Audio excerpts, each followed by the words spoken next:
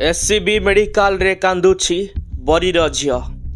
बलात्कार शिकार हेबा परे एससीबी मेडिकल आईसीयू रे मृत्यु सह संग्राम करुछि नाबालिका। एपटे अभियुक्त हेउछि पड़ोसी जेजे। हाँ दर्शक बंधु, ए घटना अत्यंत संवेदनशील।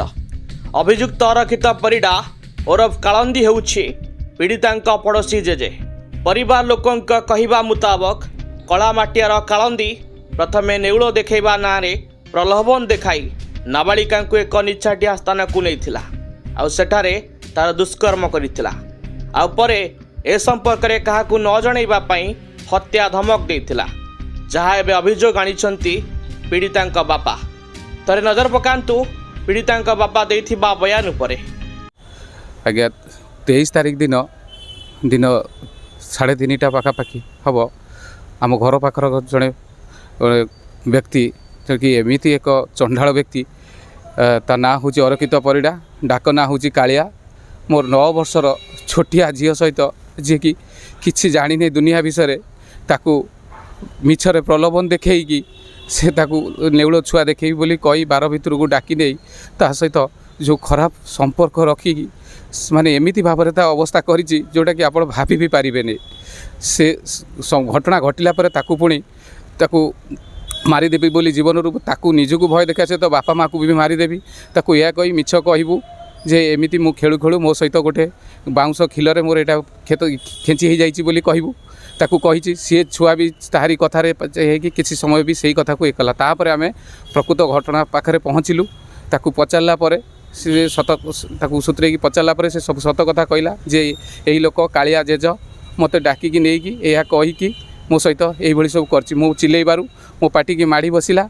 आहू तापर एते ब्लीडिंग होइछि आपण माने देखिले आपण धैर्य भी रहिबनी। एते छोट छुआ जोटा कि आमे घरे 3-4टा कपड़ा ये हला परे पुणी आमे रामचंद्रपुर मेडिकल नहीं गला परे सेठी भी ब्लीडिंग बंद हैलानी। से माने इमीडिएट कहले जाजपुर टाउन को नहीं जातु हेडक्वार्टर को सेठी गलु से माने किछि ट्रीटमेंट कहले आमे पारिबुन आपण संगे संगे रेफर कर देले एसीबी को। हम एसीबी को आसिकी पुणी इमरजेंसी राति 10टारे सेठू ये करी तापर आमे गाइनी वार्ड को हम झियो बर्तमान आईसीयू रे बर्तमान ये चलछि माने मरण सहित संग्राम करछि। हाँ दर्शक बंधु, ए हेउछि सही कालंदी जी एभली जघन्य कांड रचिछि। अभियोग मुताबक जेतेबेले नाबालिका जनक रक्त जुड़बुड़ अवस्था घर को आसीथिले सेतेबेले तांकर स्वास्थ्य अवस्था अत्यंत खराब थिबा बेले से पिंधिथिबा पोशाक रक्ताक्त हो जाइथिला, जाकु नै परिवार लोकंक संदेह बढ़िथिला। तबे नै पीड़िता निज परिवार सामने सबु सत खोली कहिथिले।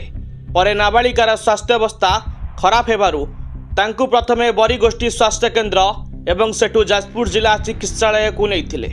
सेठारे पीड़ितांक अवस्था संकटापन्न हेबारु तांकु एससीबी मेडिकल को रेफर करा जायथिला। वर्तमान पीड़िता एससीबी रो आईसीयू रे मृत्यु सह संग्राम करुछंती। दर्शक बंधु, शहीद पीठ रक्ततीर्थ कलामाटियार झियो आज निष्पेषित।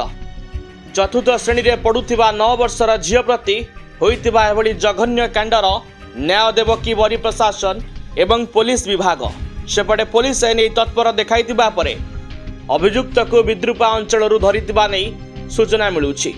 तेबे नै परिवार लोके दोषी को उचित दंड देई पीड़िता परिवार को न्याय प्रदान करंतु बोली प्रशासन को निवेदन करुछंती। प्रकृत दोषी होछि से अरखित परिडा, डाक ना होछि कालिया, बयस 55 हबो हला। संपर्क रे आम पाख पड़ोसी जेज हिसाब हम झीर मोर दादा हिसाब आम प्रकृत संपर्क नुह घर पाख गाँव।